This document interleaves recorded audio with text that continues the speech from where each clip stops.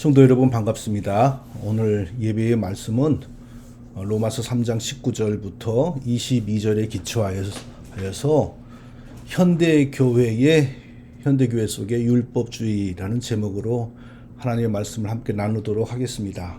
자, 먼저 제가 로마서 3장 19절부터 22절을 읽겠습니다. 우리가 알거니와 무릇 율법이 말하는 바는 율법 아래에 있는 자들에게 말하는 것이니 이는 모든 입을 막고 온 세상으로 하나님의 심판 아래에 있게 하려 함이라. 그러므로 율법의 행위로 그의 앞에 의롭다 하심을 얻을 육체가 없나니 율법으로는 죄를 깨달음이니라. 이제는 율법 외에 하나님의 한 의가 나타났으니 율법과 선지자들에게서 증거를 받은 것이라.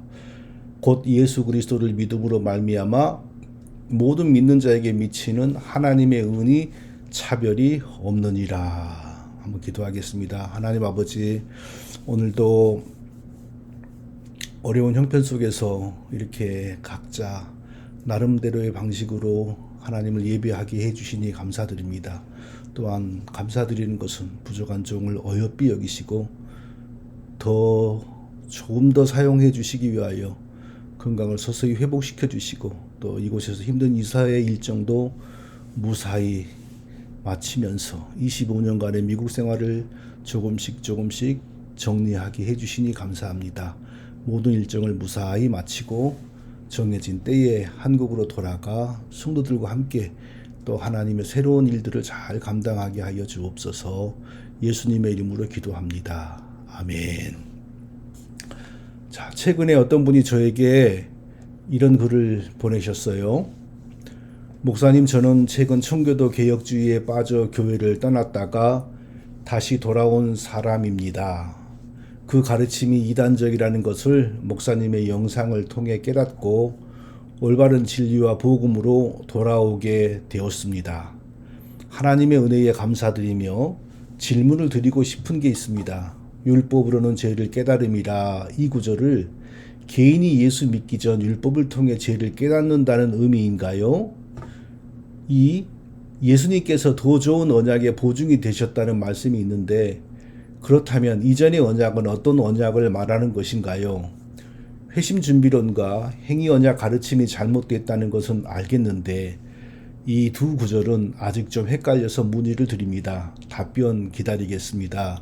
감사합니다. 이런 글을 남기셨어요. 참 이런 글은 굉장히 저의 그동안 제가 했던 사역에 보람을 느끼게 하는 귀한 은혜의 글이죠. 보통 저에게 찾아와서 글을 남기는 사람이 10명이라면 그 중에 8명은 저를 조롱하고 비판하는 글을 남깁니다. 한 2개 정도가 이렇게 정말 보람을 느끼게 하는 글이 이게 남겨집니다. 일일이 반응하는 것은 어리석은 일이죠. 그런데 뭐 조롱하는 글이라도 그냥 한 줄 좀 심한 말로 짓거리고 싸지르는 정도가 아니라 자기 나름대로의 지식을 총동원하여 막 길게 쓴 글이라면 제가 시간을 투자합니다. 그 사람 한 사람을 위해서 하는 것이 아니고 다른 많은 사람들이 읽고 하나님의 말씀을 더 잘 배우도록 제가 시간을 투자하고 또 그것을 저의 바른 믿음의 중요한 사역으로 여기고 있습니다. 자, 이 2가지 질문도 굉장히 중요합니다. 그래서 설교 형식으로 한 번에 할까 했는데 너무 하나가 길어져서 오늘 첫 번째 질문에 대해서 생각해보는 설교를 한번 작성했고요. 다음에 2번째 질문에 대해서 생각해보는 설교를 또 작성할 예정입니다. 2가지가 다 중요합니다. 로마서 3장 20절을 보면 그러므로 율법의 행위로 그의 앞에서 의롭다 하심을 얻을 육체가 없나니 율법으로는 죄를 깨달음이라 라고 합니다. 사실 참 저랑 함께 예배드리는 성도님들은 굉장히 많이 주목했던 말씀입니다. 그래도 한 번 더 들으시기 바랍니다. 청교도 목회의 회심 준비론이라고 하는 것을 신봉하는 사람들은 이제 율법이 죄를 깨닫게 해준다, 이 구절을 아주 중요시합니다. 율법을 통해 먼저 자기의 죄를 깨닫는 과정을 거쳐야만 하고 그래야 율법을 완전하게 지켜서 우리를 구원하시는 예수님을 간절한 자세로 믿게 되고 그래서 구원에 이르게 된다라는 자기들의 이론을 이 성경 구절이 설명해 준다고 여깁니다.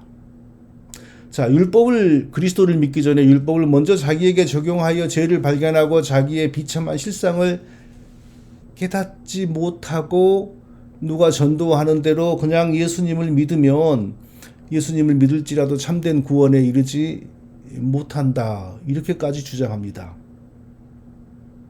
자, 로마서 3장 20절을 다시 읽어보겠습니다. 그러므로 율법의 행위로 그의 앞에 의롭다 하심을 얻을 육체가 없나니 율법으로는 죄를 깨달음이라. 자, 이 말씀 하나만 뚝 잘라서 보면 그렇게 보이죠? 그러나 중요한 것은 사도가 무슨 의도로 이 말씀을 기록했느냐 하는 것입니다. 모든 성경을 해석하는 데 있어서 중요한 원칙들이 있습니다. 첫째, 성경 66권 안에서 그 문장을 해석해야 한다. 둘째, 그 문장의 앞뒤 전후 맥락에 맞추어서 해석해야 한다. 셋째, 1차적으로는 문자가 의미하는 바를 그대로 받으면서 해석한다. 넷째, 문자적으로 해석할 수 없는 부분에 대해서는 영적인 의미를 찾아서 해석해야 된다 이겁니다. 예를 들어서 예수님이 나는 길이요 진리요 생명이니 이렇게 말씀하신 건 문자적으로 예수님이 하나님께로 인도하는 길이고 예수님이 하나님께로 인도하는 진리고 예수님이 하나님이 주시는 생명을 우리에게 전하시는 분이고 이렇게 문자적으로 해석해야 되죠. 그런데 예수님께서 나는 하늘로서 내려온 산 떡이니 사람이 이 떡을 먹으면 영생하리라 라고 하는 말씀은 영적으로 해석해야 되죠. 문자적으로 해석하면 예수님을 잡아서 그 살을 우리가 먹어야 되잖아요. 정말 이상한 일이 벌어지는 거죠. 그리고 이제 마지막으로 중요한 성경 해석의 원칙은 이 모든 것을 잘하고 난 다음에 그 해석된 성경의 내용을 지금 2025년을 살아가는 우리의 믿음에, 우리의 교회에 적용하는 겁니다. 적용이 없으면 그냥 지식으로 끝나면 뭐 하겠습니까? 자, 이 원리에 기초하여서 로마서 3장 20절 그러므로 율법의 행위로 그의 앞에서 의롭다 하심을 얻을 육체가 없나니 율법으로는 죄를 깨달음이니라 라는 말씀을 해석하고 우리의 신앙에 적용해 보겠습니다. 자, 성경 전체를 통하여 볼 때 율법이 하나님 믿고 구원받아야 할 사람들에게서 먼저 역사하여 사람이 자기의 죄를 깨닫고 구원을 간절하게 사모하게 만들어주는 기능을 한다 라는 가르침은 성경에 없습니다. 그런 과정을 거치지 않고 그냥 예수님을 믿으면 구원에 이르는 참된 신앙을 가지지 못한다. 그런 가르침 성경에 없습니다. 예수님과 함께 같은 날 십자가에 달렸으나 죽기 직전에 구원받은 강도만 보아도 답이 나오지요. 그 강도가 율법으로 자신의 죄를 발견하면서 자기의 비참한 영적인 실상을 율법에 비추어서 깨달으면서 간절한 자세로 구원을 사모하고 열망하다가 그리고 예수님이 옆에 계시다는 것을 알고 구원을 간청하여 구원받았다. 그렇게 볼 수 있습니까? 어렵습니다. 그런 근거가 없습니다. 자, 강도죄를 달랑 한 번 했는데 십자가에 못 박히는 참 흉악한 형벌을 받는 죄수가 되었을까요? 물론 강도죄를 얼마나 많이 범했는지 또 강도죄 외에 무슨 죄악을 얼마나 많이 범했는지 알 수는 없습니다. 율법으로 자기의 죄를 깨닫고 구원을 사모하는 삶을 살았다고 볼 근거는 더욱더 없습니다. 구원을 주시는 예수님을 믿기 전에 먼저 저주하는 율법을 배우고 지키는 과정을 거쳐서 절망하고 낙심해야 예수님이 진심으로 믿어져서 구원에 이르게 된다라는 이론이 성경적이라면 성경 전체에 나타나는 구원 사례와 다 맞아야죠. 그런데 벌써 이 한 사람 예수님이 십자가에 달려 돌아가시면서 마지막으로 구원해 낸 이 사람의 구원과도 벌써 원리가 맞지 않습니다. 그러니까 이것은 우리가 받을 수 없는 그런 해석은 성경 해석이 아니다 이거죠. 자, 이번에는 전후 문맥 안에서 로마서 3장 20절을 보겠습니다. 사도가 무슨 내용을 전개하다가 이 구절을 말했는지를 보자는 겁니다. 율법이 구약의 유대인들에게 먼저 주어졌으나 율법으로 구원을 받은 사람은 한 명도 없었고 구원받은 사람들은 전부 하나님을 믿음으로 구원받았다는 사실을 설명하면서 했던 말입니다. 이 구절 바로 다음에서 뭐라고 했습니까? 이제는 율법 외에 하나님의 한 의가 나타났으니 율법과 선지자들에게 증거를 받은 것이라 라고 했습니다. 사람을 구원한 것은 율법이 아니고 율법의 증거를 받았던 하나님의 의였다 이렇게 설명했습니다. 예수 그리스도는 세상에 오신 하나님의 의였습니다. 예수님 안에 구원을 주시는 하나님의 의가 처음부터 있었던 것입니다. 예수님은 세상에서 어느 순간에 구세주로 변한 것이 아니고 처음부터 구세주로 오셨습니다. 구약의 율법은 예수님 안에서 나타날 하나님의 의, 우리를 구원하실 하나님의 의를 증거할 뿐이었다라고 사도는 설명했습니다. 율법이 어떻게 하나님의 의를 가지신 예수 그리스도에 나타나실 길을 준비했을까요? 하나님께 반역한 아담과 아담의 후손들은 죽어야만 한다고 하나님이 율법을 보내시어서 저주하시고 정죄하셨습니다. 사람이 다시 살려면 그 저주가 풀려야만 하는데 그 저주가 풀리는 길은 놀랍게도 사람의 율법의 요구대로 죽는 것뿐입니다. 그렇지 않으면 율법의 저주가 풀리지 않습니다. 그러나 하나님은 우리가 죽는 것을 기뻐하지 않으셨습니다. 우리를 살려서 자기를 섬기는 백성으로 영원히 함께 살기를 원하셨습니다. 그래서 하나님은 스스로 사람이 되시어서 우리 대신 율법의 저주를 대신 감당하셨고 그리고 누구든지 자기를 믿으면 율법의 저주에서 해방되어 구원을 얻고 영원히 하나님과 살도록 만드신 것입니다. 로마서 3장 20절에 율법으로는 죄를 깨달음이다 라는 이 말은 사도가 이 놀라운 구원의 진리를 설명하는 과정에서 했던 말입니다. 구원을 주시는 하나님의 의이신 예수 그리스도가 나타나기까지 하나님이 지나간 역사 속에서 해오신 일들을 설명했습니다. 먼저 율법을 보내셔서 모든 사람은 죽어야 할 죄인이라고 선언했다라 했고 그리고 그 율법의 증거를 받으신 예수 그리스도 하나님의 의가 뒤따라 오셨다. 이 사실을 사도가 설명하는 과정에서 나온 말입니다. 절대로 한 개인이 구원받기 위하여 먼저 율법을 통하여 죄를 깨달아야 하고 그 다음에 그리스도를 믿음으로 죄 용서받고 구원에 이르게 된다. 이런 신앙 여정을 말한 것이 아닙니다.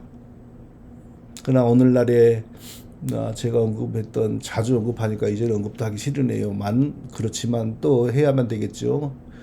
청교도 목회의 회심 준비론을 신봉하는 목회자들은 사도의 이 말은 한 개인의 믿음의 여정을 설명하는 것처럼 왜곡해버립니다.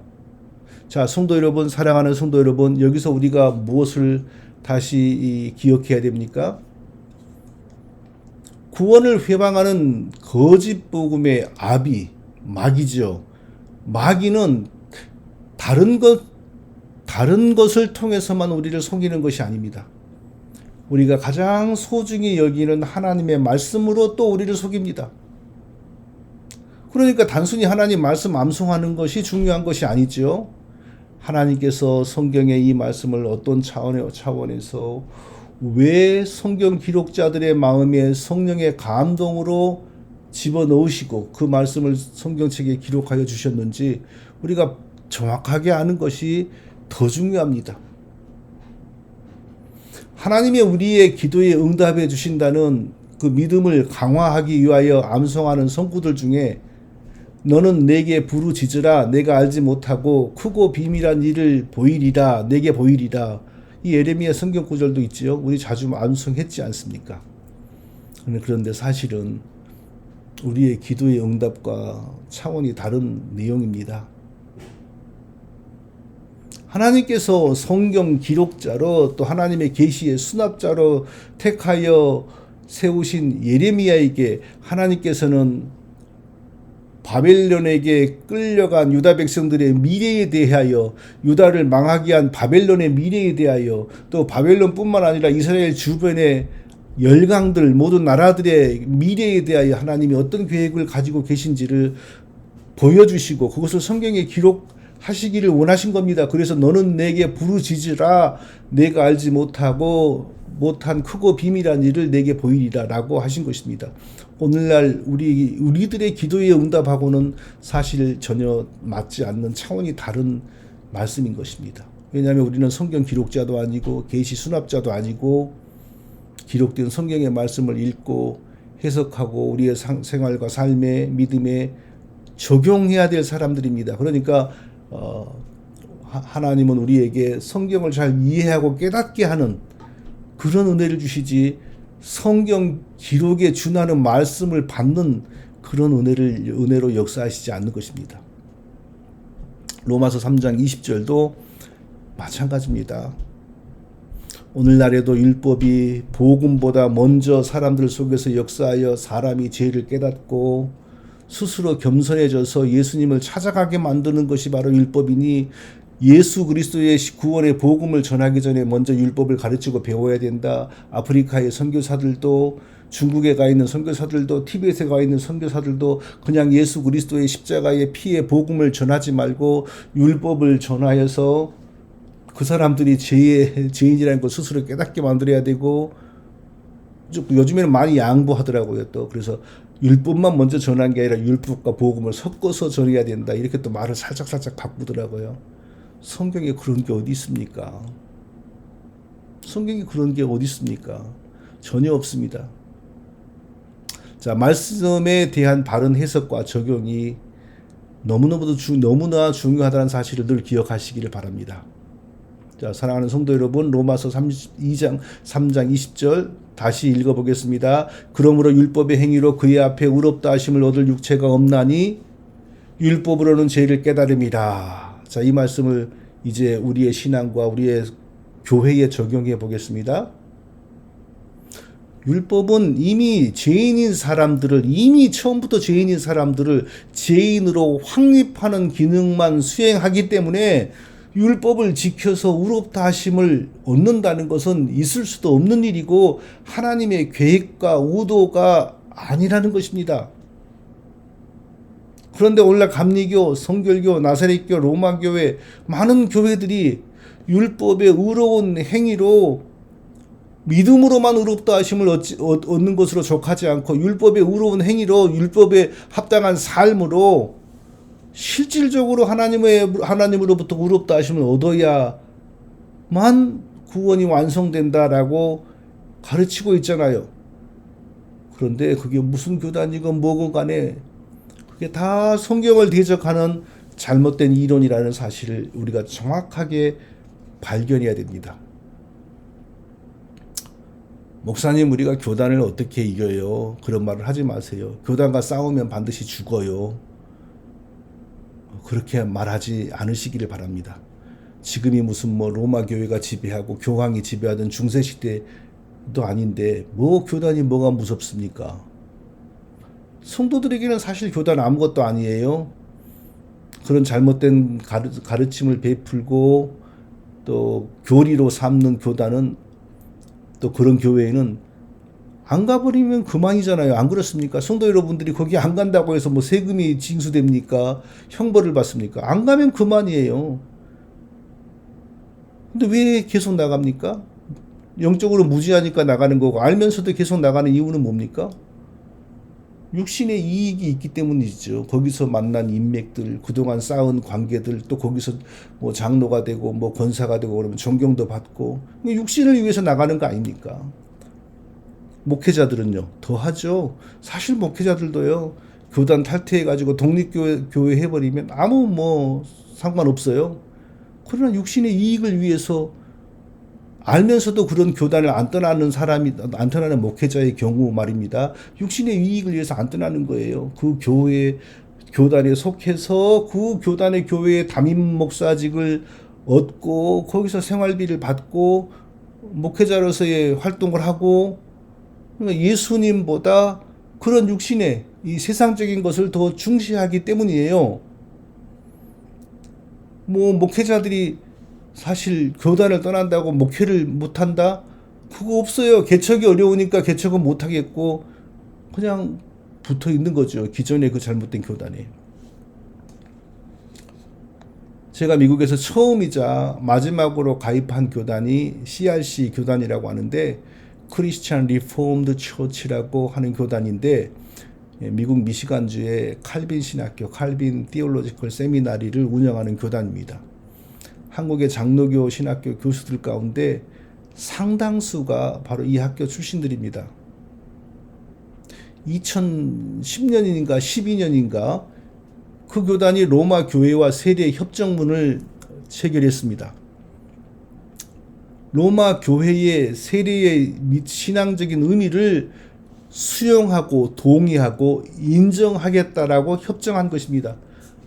로마 교회에서 세례, 영세는 가장 중요한, 마치 사람으로 말하면 배 한가운데 배꼽과 같은 것입니다. 로마 교회는 자기의 구원을 위하여 사람이 스스로 예수 믿기로 하면 어느 정도 훈련이 되어지는 것을 보고 신부가 영세, 세례를 줌으로 원죄를 제거하고 그 사람을 의화시킵니다. 의인으로 만듭니다. 구원을 얻는 거죠. 물론 그렇게 받은 구원은 완전한 것이 아니고 영구적인 것이 아닙니다. 앞으로 그 사람이 완전한 사랑과 선행으로 완성해야 될 구원이고, 그리하지 못하면 지옥에 떨어지는 구원입니다. 로마 교회가 계속 개신교도를 향하여 화합하자고 합니다. 옛날에 갈라진 거 회개하고 서로 화합하자고 합니다. 그러면서 우리도 이제는 믿음으로 의롭다 하심을 얻는다. 오직 믿음으로 의롭다 하심을 얻는다라는 사실에 동의한다고 합니다. 그러나 그렇게 말하는 로마 교회의 이면에는 반드시 뭐가 있냐면, 믿는 사람에게 영세를 줌으로 그 사람을 의인으로 만든다라는 잘못된 사상, 즉 영세가 사람을, 세례가 사람을 의롭게 만든다라는 잘못된 사상이 있습니다. 그건 절대로 로마 교회가 포기하지 못합니다. 자, 영세를 받기 전에 사람이 예수 그리스도를 구주로 믿을 때 이미 완전한 의인이 되고 완전한 구원을 얻는다고 가르치는 성경의 가르침에 동의하냐고 로마 교회에게 물으면 절대로 로마 교회는 동의하지 않습니다. 만일 동의해버리면 로마 교회는 무너지는 겁니다. 로마 교회는 영세 종교입니다. 그러니까 죽어가는 사람에게 신부를, 어떻게든지 신부를 보내어서 영세를 받게 하는 겁니다. 자, CRC 교단이 로마 교회의 그런 수작에 넘어가서 상호 간의 세례 협정문에 서명하는 것을 보고 저는 노예에 바로 편지를 썼습니다. 제가 바른 목회를 하기 위해서 해야 될 첫 번째 일은 이 교단을 탈퇴하는 것이라고 판단합니다. 왜냐하면 이 교단이 로마 교회와 세례 협정문을 체결했기 때문입니다. 그런 편지를 보내고 나서 더 이상 노예에 나가지 않았습니다. 자동적으로 그 교회가 그 교단에서 탈퇴해버린 거죠. 그리하고 나니 제가 영적으로 매우 깔끔해지고 편안해지는 걸 느꼈습니다. 왜냐하면 요한계시록 18장 4절에서 뭐라고 했습니까? 내 백성아, 거기서 나와 그의 죄에 참여하지 말고 그가 받을 재앙들을 받지 말라라고 하셨기 때문입니다. 자, 특히 성도들은요, 잘못된 신앙을 가르치는 교단이나 교회를 떠나는 것은 정말 식은 죽 먹기죠. 몇 번만 참으면 돼요. 다시 오라고 애원하고 부탁하는 전화 한 5번 정도만, 그리고 한 번 정도 신방받고 점잖게 거절해버리면 끝나는 거예요. 그게 뭐가 어려워요? 영원히 살고 죽는 문제인데. 그리하지 못하는 이유가 뭡니까? 그리하지 않는 이유가 뭡니까? 첫째는 영적으로 아둔하여 모르기 때문이거나 둘째는 그 교회에 속하여서는 육신의 이익, 사람과의 관계, 또 거기서 받는 어떤 장로가 되고 권세가 되어서 받는 그것도 무슨 벼슬이라고 받는 존경, 이런 육신의 것을 하나님 바르게 섬기는 것보다 중요하게 여기기 때문에 그런 것입니다. 안 그렇습니까? 목회자들도 마찬가지죠. 동성애 인정하는 교단에서 왜 있습니까? 종교다원주의 인정하는 교단에서 왜 있습니까? 목회자들이 그것도 모를 만큼 영적으로 무지하겠습니까? 아닙니다. 그 교단에서 남아서 얻어먹을 육신의 것들이 크고 예수님보다 중요하기 때문입니다. 사랑하는 성도 여러분, 우리는 모든 교단들이 하나님을 섬기는 사람들에 의하여 만들어졌다는 사실을 기억해야 됩니다. 하나님이 직접 만든 게 아니라 하나님을 섬기는 사람들에 의하여 만들어졌습니다. 하나님에게는 실수도 없고 오류도 없으나 하나님을 섬기는 모든 사람에게는 언제나 실수와 오류가 있었다는 사실도 또한 기억해야 됩니다. 한 사람을 예로 들어보겠습니다. 종교개혁을 시작한 마르틴 루터가 훌륭한 사람이라는 거 우리가 다 동의하죠. 저도 동의합니다. 그러나 루터 역시 하나님처럼 완전하지 못했습니다. 구원을 얻기 위해 먼저 율법을 배우고 지키면서 율법의 행위에 율법의 요구에 합당하게 살아서 자기의 구원을 완성해 보려는 그런 간절한 제가 말을 좀 잘못했네요.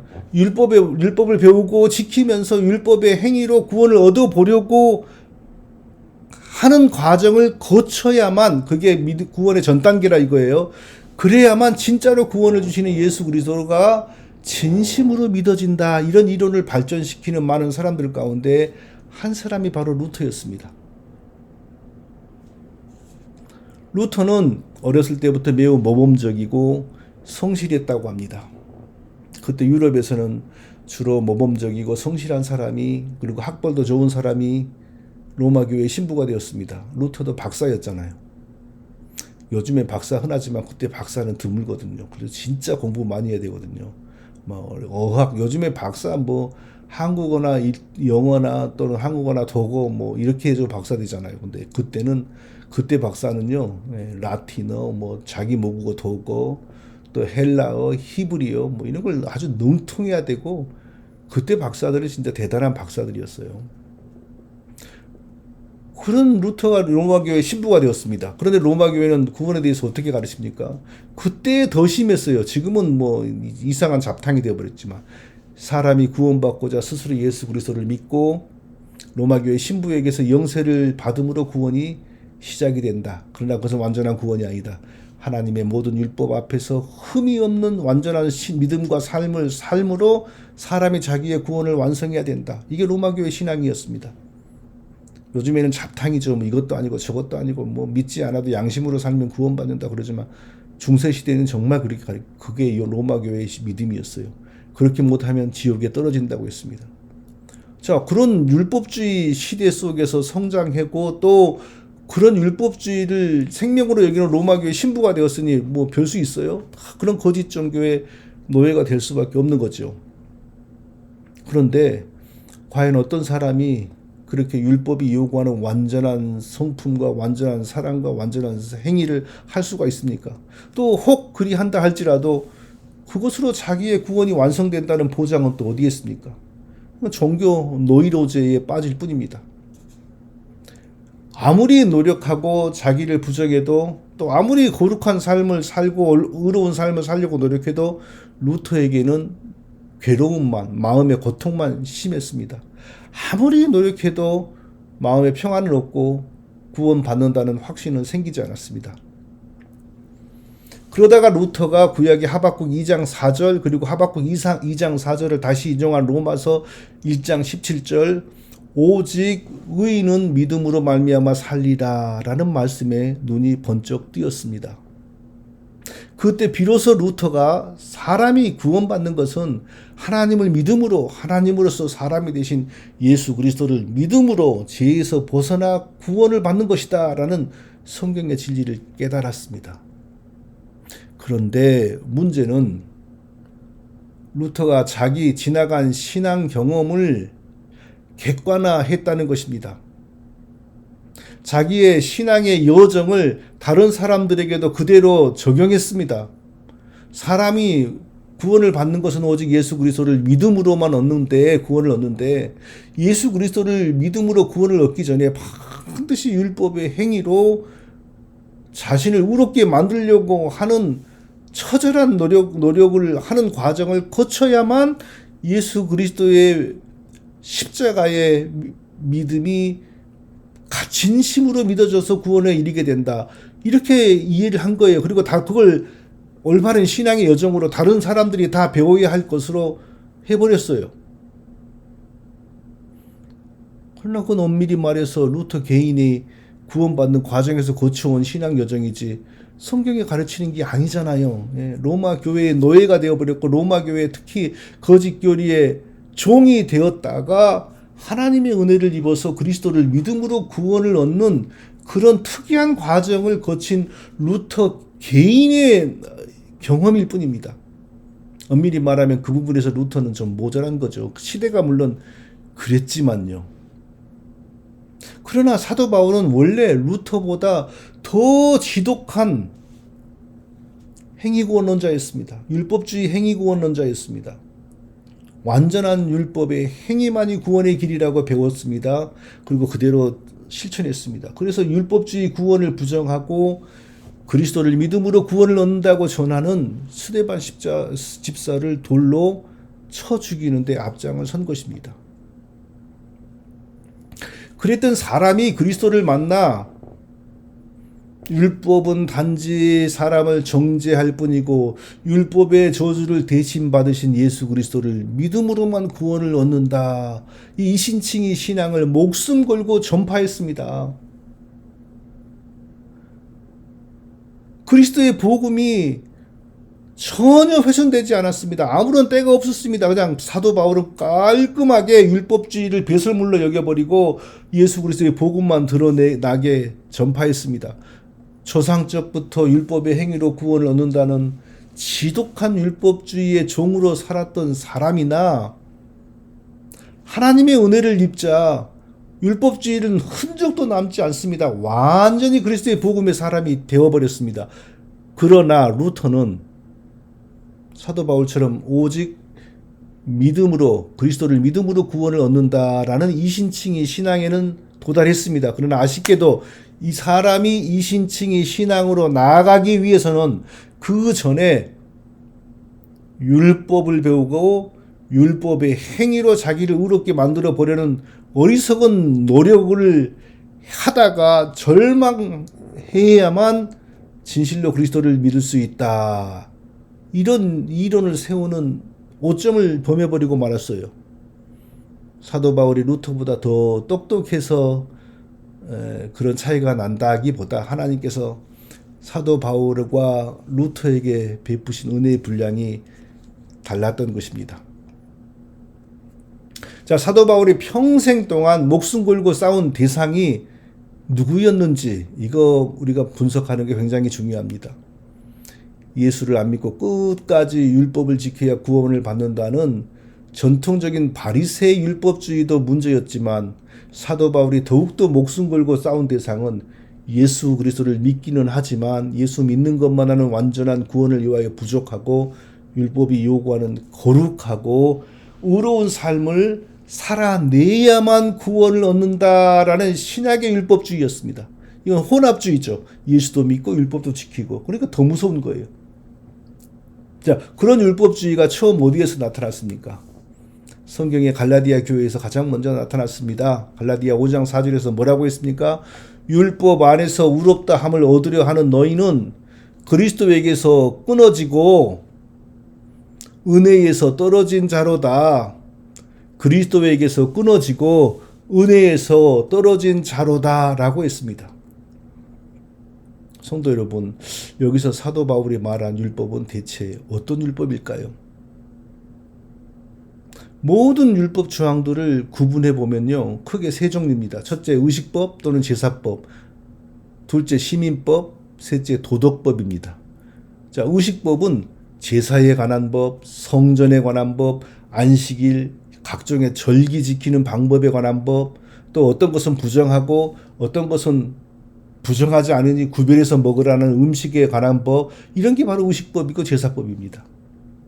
시민법은 이스라엘의 사회 질서 유지를 위한 법들, 즉 살인은 어떻게 처리하고 간음은 어떻게 처리하고 동성애는 어떻게 처리하고 친족을 성적으로 범한 사람, 도둑질한 사람 어떻게 처벌하고 이런 겁니다.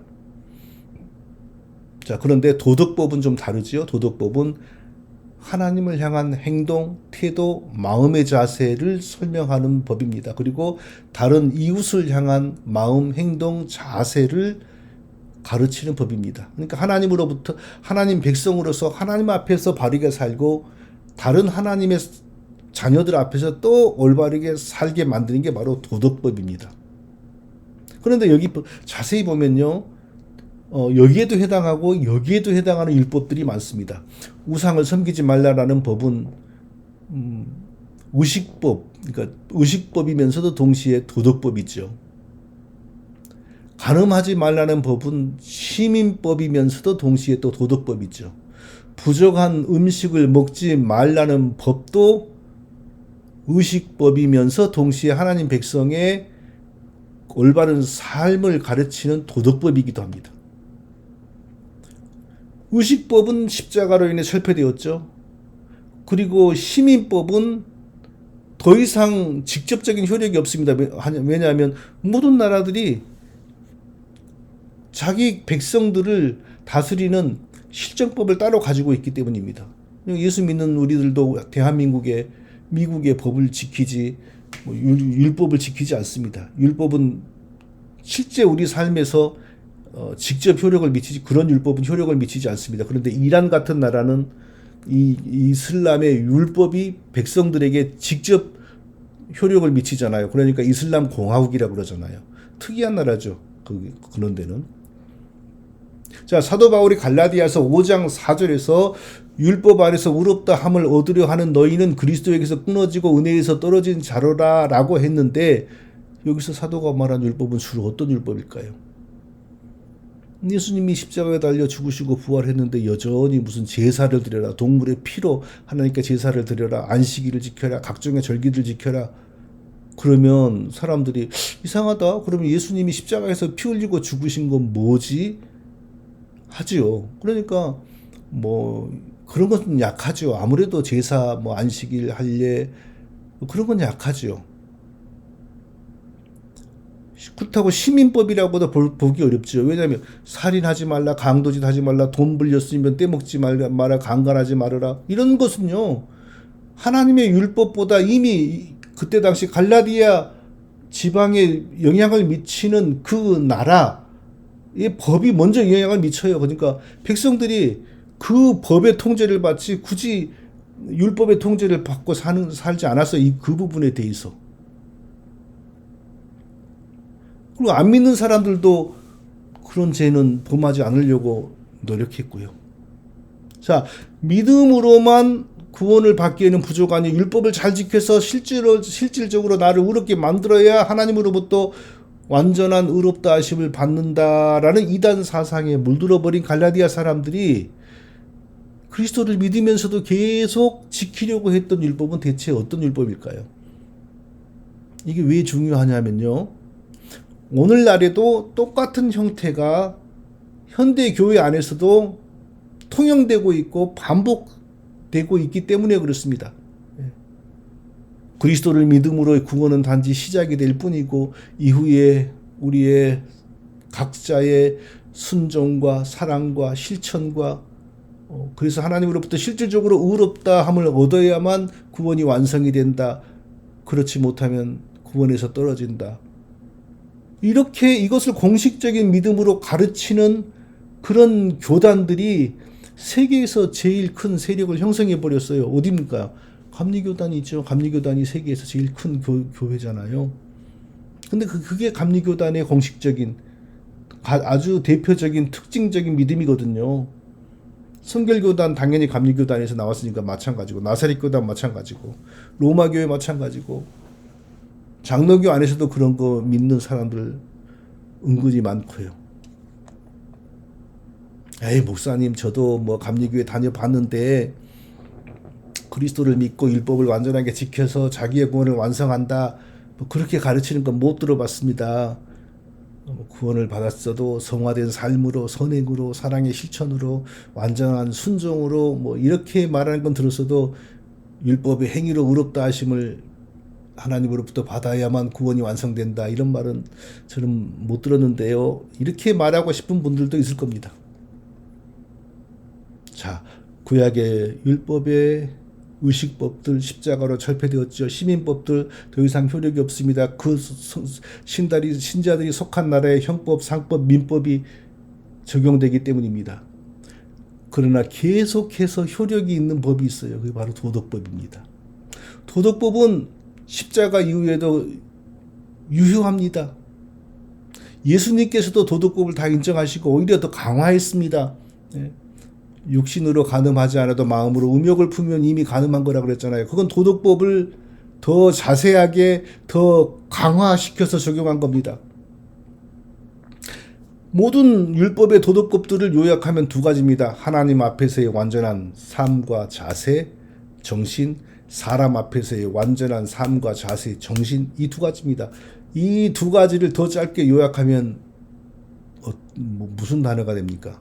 성화, 변화된 삶, 의로운 삶, 사랑, 선행, 이런 겁니다. 그리스도를 믿음으로 완전한 구원을 얻지 못하니 자기를 스스로 성화시켜서 성령의 능력을 받아 온전히 순종하여서 성령의 은혜를 입어 온전히 사랑을 실천함으로 완전한 순종으로 자기를 구원해야 하고 그리하지 못하면 지옥에 다시 떨어진다.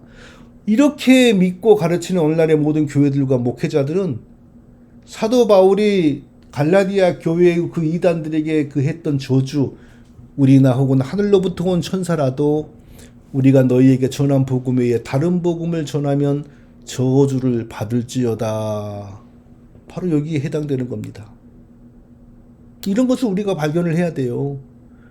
이런 것을 발견하지 못하면, 그리고 성경만 자꾸 암송하면 뭐 하겠습니까? 또 발견만 하면 뭐 합니까? 그런 교회를 떠나야지요. 왜 거기 다니면서 자리를 채워주고 헌금을 드립니까? 자, 마지막으로 한 가지 중요한 사실을 더 찾고 적용함으로 설교를 마치겠습니다.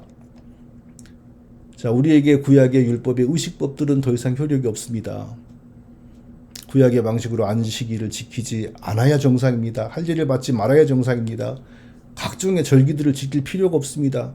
부정하다고 규정되었던 음식들도 그런 율법에 의해서 먹고 안 먹고 하는 것이 아니고 나의 체질과 나의 피검사의 결과에 따라서 돼지고기 뭐 선짓고 그런 거 먹든 안 먹든 하는 것이지, 그런 율법이 지금 직접 적용되는 거 아닙니다. 도둑질을 하고 나쁜 일을 해도 율법의 그 시민법들에 의하여 처벌을 받는 것이 아닙니다. 대한민국의 형법, 미국의 형법에 의해서 처벌을 받습니다. 그러나 율법의 도덕법들은 여전히 우리에게 효력을 가집니다. 하나님을 향한 올바른 자세, 올바른 태도, 올바른 마음가짐, 또 다른 사람을 향한 올바른 자세, 올바른 태도, 올바른 마음가짐, 이게 바로 그 많은 도덕법들의 핵심이거든요. 그 많은 도덕법들의 그 핵심적인 정신이 다 이루어지면 어떻게 된다고요? 그게 바로 성화요. 그게 바로 변화된 삶이요. 그게 바로 선행이요. 그게 바로 사랑의 실천인 것입니다. 하나님께서는 바로 우리를 그렇게 온전한 사람으로 회복시켜서 하나님을 영원히 찬송하게 하시고 우리를 통하여 영광을 받으시기 위하여 그리스도를 통하여 우리를 구원하신 것입니다. 그래서 이 부분에서 우리가 이게 온전해져야 된다. 바로 그런 부분에서 온전해져야 된다라고 강조하는 거 맞습니다. 성화되어야 하고 순종하는 사람으로 변해야 하고 선행을 많이 하는 사람으로 변해야 한다고 가르치는 거 맞습니다. 그러나 이미 그리스도를 믿은 사람이 그런 것으로 자기의 구원을 완성해야 한다고 가르치는 것은 저주받을 이단 사상이고 그리스도의 십자가의 복음을 허무는 것입니다. 어떻게 가르쳐야 성경적입니까? 우리에게서 그런 열매가 나타나게 하여 하나님께 영원히 찬송이 되게 하시려고 예수 그리스도의 대신 죽으심으로 우리를 먼저 완전하게 구원해 주셨다라고 가르쳐야 성경적입니다. 율법의 도덕법들이 우리 삶에서 이루어지는 것은 그리스도를 통하여 우리에게 주신 구원이 너무나도 위대하기 때문에 자동적으로 따라오는 열매라고 가르쳐야 성경적입니다. 그 열매를 통하여 우리가 건강한 나무, 즉 구원받은 하나님의 자녀라는 사실이 증거되는 거죠. 그 열매가 먼저 있어야 우리가 하나님의 자녀라고 하는 나무가 되는 건 아닙니다. 도덕법들이 이루어지는 성화, 순종, 사랑은 그리스도를 통하여 얻은 구원의 열매이지 구원을 주는 하나님의 수단이 아닙니다. 성도 여러분, 사랑하는 성도 여러분, 우리에게서 구원의 열매가 풍성하게 나타나게 만드는 근본적인 원리를 마지막으로 기억하시기 바랍니다. 나는 포도나무요 너희는 가지라. 그가 내 안에 내가 그 안에 거하면 사람이 많이 열매를 많이 맺나니 나를 떠나서는 너희가 아무것도 할 수 없음이라. 요한복음 15장 5절. 우리가 그리스도 안에 거하면 자연히 구원의 열매가 풍성하게 맺히고 우리가 믿는다고 하면서도 그리스도를 떠나면 아무것도 할 수가 없는 겁니다. 그리스도 안에 거한다는 것은 무엇인가요? 그리스도를 떠난다는 것은 무엇인가요? 가장 먼저 성경적인 믿음과 성경적인 교리 위에 서는 겁니다. 그게 그리스도 안에 거하는 겁니다. 아무리 기도하고 회개해도 비성경적인 믿음, 비성경적인 교리에 붙들리면 자기도 모르게 점점 거짓의 압이 마귀의 사람으로, 마귀의 형상으로 변해갑니다. 기도와 회개가 제일 중요한 거 아닙니다. 속지 마세요. 바른 믿음 위에, 바른 성경 위에, 바른 성경의 적용 위에 서야 합니다. 그게 바로 우리가 그리스도 안에 거하는 겁니다. 그렇지 못하는 게 바로 우리가 그리스도를 떠나는 겁니다. 오늘날 교회들은 이것을 가르치지도 않고 이것을 모릅니다. 그래서 교회들이 하는 일마다 마귀를 기쁘시게 하는 일만 합니다. 성경적인 믿음과 성경적인 교리를 붙들 줄을 모르기 때문입니다. 그러면서도 인간의 종교성을 자극하고 부흥시키는 일들을 많이 합니다. 뭐 40일 기도, 무슨 다니엘 기도, 막 이런 거 많이 합니다. 마귀도 이거 잊지 마세요. 마귀도 쓸 사람에게 기도시키고 회개시킵니다. 제 말이 안 믿어지면 그 변승우와 함께 큰 믿음 교회를 세웠던 그 의사 부인이라고 하는 요즘에는 여자 목사가 됐잖아요. 김옥경이라고 하는 사람이 어떻게 믿음이 어떻게 성장했는지를 좀 한번 찾아보세요. 엄청나게 울고 엄청나게 회개하는 과정을 거칩니다. 그런 때 변승우의 짝이 되어서 큰 믿음 교회를 세웠습니다. 성경적인 믿음과 교리를 붙드는 올바른 신앙 안에서 드디어 기도하고 회개하고 성경을 읽고 순종하고 그리고 주시는 고난을, 허락해 주신 고난을 감사하게 여기면서 참고 인내하면 반드시 하나님의 복을 받습니다. 할렐루야. 하나님의 복을 받는다는 것이 곧 우리의 삶 속에서 풍성한 구원의 열매가 다 나타난다는 것이 포함되어 있습니다. 예수님께서 더 강조하셨고 더 구체적으로 더 자세하게 설명하고 적용하신 그 율법의 도덕법들이 우리의 삶과 인격에서 이루어지기 위해 사실 우리에게 가장 필요한 것은 고난입니다. 고난만큼 그 일을 잘하는 것이 없습니다. 가만히 보십시오. 하나님은 사랑하는 자에게 고난을 많이 허락하십니다. 저는 목회를 92년부터 전도사로 시작했고 97년에 목사 안수를 받았고 그러으니 뭐 나름대로 이 목회에 대해서는 안다면 어느 정도 아는 거죠. 많이 해봤으니까. 저 사람에게는 하나님이 정말 고난을 주셨으면 좋겠다.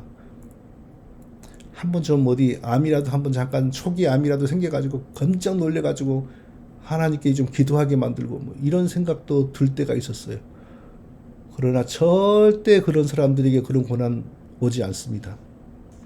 고난이 오는 사람들은 반대입니다. 이미 하나님 잘 믿고 더 잘 믿으려고 애를 쓰고 그러지만 부족한 사람들에게 하나님이 고난을 주시는 것을 많이 봤습니다. 왜 그러실까요? 고난으로 그 사람의 하나님을 향한 행동, 하나님에 대한 태도, 하나님을 향한 마음의 자세를 더 온전하게 바꾸시려고 그 고난을 허락하시는 겁니다.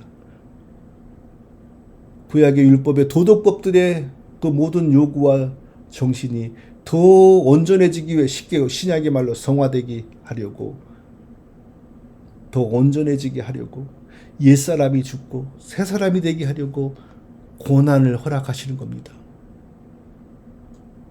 그래서 성경이 뭐라고 합니까? 사랑하는 자에게 더 고난을 많이 주십니다. 의인은 고난이 많으나 여호와께서 그 모든 고난에서 건지시는도다. 시편 34편 19절이죠. 하나님을 믿고 또 하나님이 사랑하는 사람에게 하나님께서 고난을 많이 허락하십니다. 그리고 하나님의 뜻이 이루어지게 만듭니다. 그리고 또 고난을 거두어 가십니다. 그래서 의인에게는 고난이 많으나 의인은 그 고난에서 죽고 넘어지는 것이 아니라 자꾸 일어납니다. 그러나 하나님이 사랑하지 않은 사람에게는 고난이 없습니다. 그대로 주십니다. 그리고 딱 한 번의 고난으로 가십니다. 사랑하는 성도 여러분, 우리가 강조하고 우리가 사모하는 성화, 변화된 삶, 사랑, 순종, 이것은 구약의 율법의 도덕법들의 요약입니다. 도덕법들은, 그 율법의 도덕법들은 우리의 삶에서, 우리의 마음에서 지금 이루어져야 됩니다. 이것이 이루어지게 되는 것은 우리의 힘이나 노력으로 하는 것이 아니라 은혜로 이루어집니다. 우리가 은혜를 입어 은혜 안에서 그리스도와 동행하고 그리스도 안에 있으면 자연히 그런 변화가 일어나게 되는 겁니다.